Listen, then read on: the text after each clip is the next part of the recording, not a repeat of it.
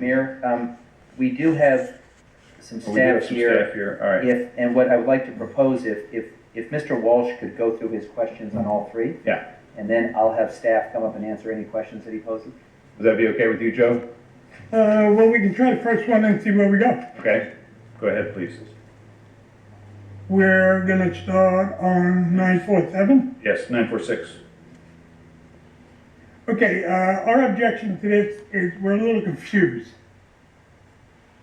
And this is what I was talking about.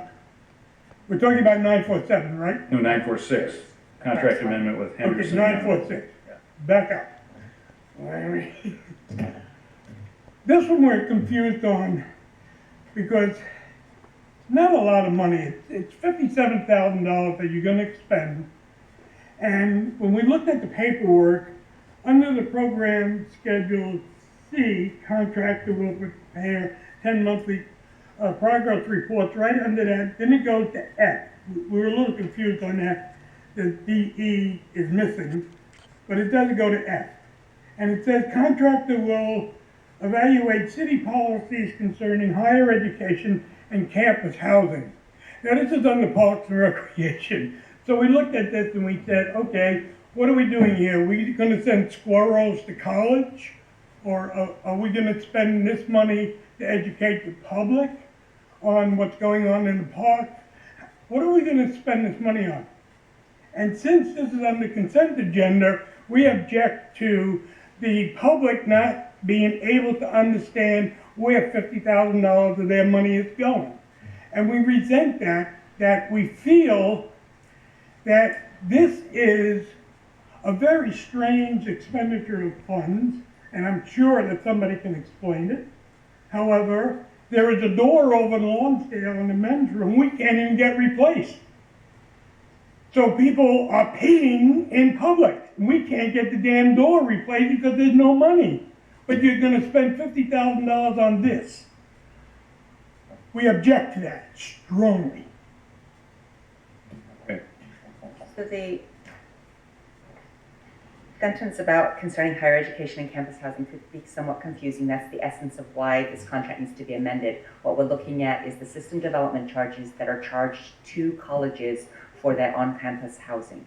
So this is in dispute as to whether they should be charged the same as similar to residences, or since they're already paying for their lecture halls and other semi-office or commercial buildings within a system What development. does that have to do with Parks and Recreation? It's What does that have to do with the benches and trees and Because parks? if you listen, Development it's charge. just, we're required, I'm not waiting. we're That's how we- required under state law to do this work. That's how we get the system development charges, which we charge to new development to help offset the impacts of new residents on the system. That's the same system development charges that we're using to build the Gateway and Beach Parks and multiple other amenities throughout the city. We have to be able to show that we're charging the correct amount in the correct way. And what's come up with the community committee that's looking at this issue is that more work needs to be done on the campus housing.